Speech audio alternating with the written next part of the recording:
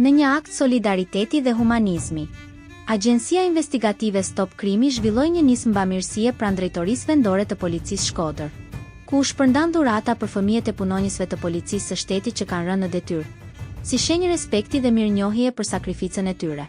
Kjo nismë synon të mbështesë moralisht dhe socialisht familjet e policëve dëshmor, duke përcjellë një mesazh të fortë solidariteti dhe vlerësimi për kontributin e tyre në ruajtjen e rendit dhe sigurisë publike.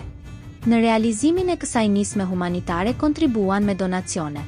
Gomisteri Sela Shkodër, Bujana Malaj, Slavica Dauti, Bib Vatnikaj, Afërdita Telo, Safete Mehja, Migena Allarati, Fatbardha Celaj, Nazmi Mulaku, Klodian Saku, Kliko Sabaudin, Agim Hajdari, si dhe ish drejtori i policisë Fatos Hasani, i cili u bashkua kësaj nisme me mbështetje konkrete.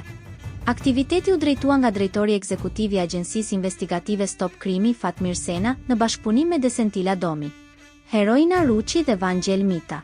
të cilët kontribuan në organizimin dhe shpërndarjen e dhuratave në mënyrë të strukturuar dhe dinjitoze.